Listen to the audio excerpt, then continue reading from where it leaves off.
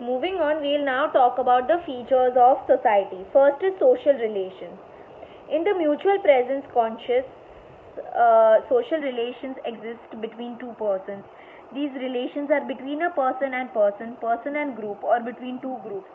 In the full form of cooperation, competition, or conflict. And there are relation may be social, economic, religious, political, or direct or indirect kind. The conscious interaction between the persons leads to an establishment and then the development of the social relations. So what are they saying? Social relations. Relations means what? The relations I have with my parents, with my teachers, with my friends, or with my gym instructor or anybody. Okay. So it's a mental process. Mental process meaning through your interactions with people, when you interact with them, when you talk to them, your mind processes certain things. Okay, it's a conscious efforts. Conscious efforts mean you do realize that you are forming relations with people. Okay, now these relations can exist between two persons. It can exist between one person to one person. It can exist between a person and a whole group. Okay, or it can exist between one group and another group. Okay, now what are they saying? That these relations will either be in the form of cooperation. Cooperation meaning either you will work together as one team in order to achieve certain goals, or either it will be in the form of competition. Competition meaning two groups fighting against each other in order to attain a particular goal. Okay, or conflict. Conflicts are also a kind of fights only. Okay, so what are they saying? This social relations will be either formed because of cooperation. Cooperation is what? Working together to achieve a goal. Competition is what? When the two groups are in competition with each other to achieve a particular goal against each other. And conflict is like a fight, proper fight. So social relations are formed based on these three things. Now social relations can be social. Social meaning it can be in society. It can be because of economic reasons. Economic reasons are what?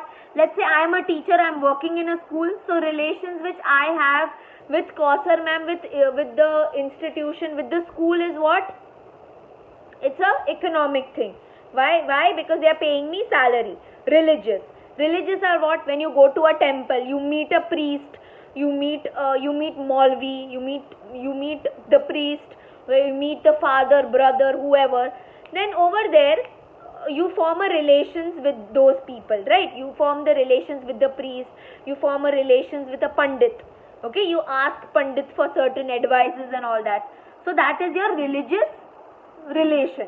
Next is political. Whom are you going to vote? Why you are going to vote for that person? Political.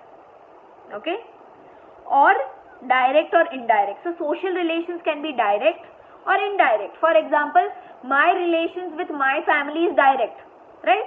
Direct relations I have with my parents. My relation with Narendra Modi is indirect because I elected him, I voted for him. Now he has become a Prime Minister of India. So indirect relation I have. Okay. The connection, the conscious interactions between the person leads to an establishment and then development of social relations. So what happens? Continuously when you are consciously meaning you are aware about the interactions that you are having. When constantly these interactions keep happening, then a proper relation is formed. For example, friendship, okay, relationship, your relations with your parents, teachers, all these. Okay. Next is similarity and dissimilarity.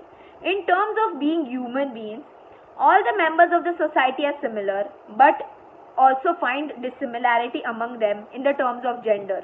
So what are they saying? We all are human beings, we all are same, but we also have certain dissimilarity. Dissimilarity, there are certain things in which we are not same, we are not like each other. Okay, for example, gender. That is, let's say we are living in a society, we all are human beings, but there are also males, there are also females. Okay. Students of a class, of a school are similar as they are all human beings. But we find dissimilarity among them in the terms of gender, age, physical and mental strength, interest, attitude, aims, etc. So what are they saying? Let us take school.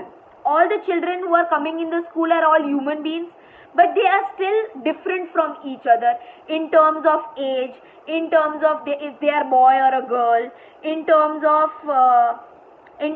physical strength. How much stronger are you? Some may be good in sports, some may be good in studies, some may be good in drama, some may be good in singing, some may be good in dancing. So their interest changes. Okay, their attitudes are different, their aims are different, their objectives of coming to school are different. Origin and management of the society is possible due to the dual existence of similarity and dissimilarity. The reason why we can manage the society, the reason why we can control the society is because all the human beings in the society are similar and dissimilar. Both are essential for the society and are complementary to each other.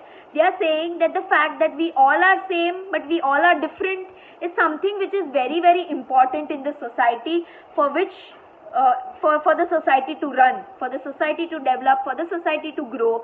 It is very necessary for human beings to be similar and dissimilar. Next is different groups and subgroups. Okay, human society is divided into many groups and subgroups such as familia, social, cultural, religious, economic, political, etc. So the society, the human society that we live in is divided into different groups. આપણા ગ્રુપની અંદર બી સબ group હોય, એટલે ગ્રુપની અંદર બી બીજો group હોય. So look at your class. Okay, it's a group. Let's say to 11th standard. 11th standard is a group.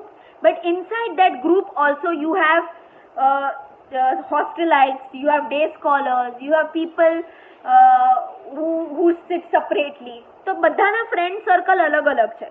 So there is a group, and inside that group also there is another group. Okay. So what are these groups?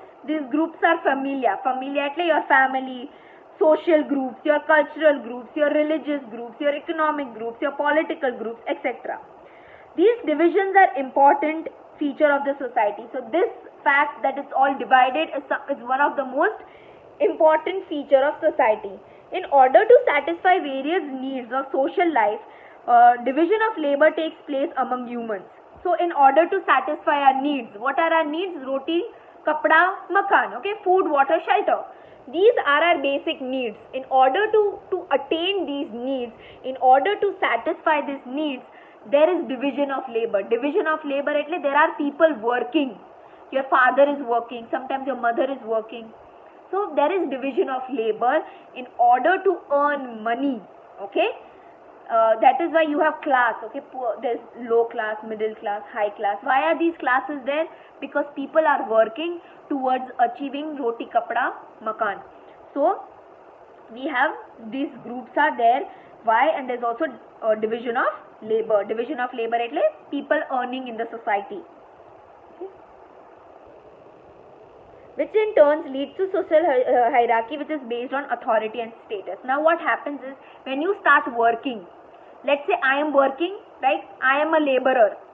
Anybody working over here is considered a laborer. Okay. So let's say I am working. I am a laborer.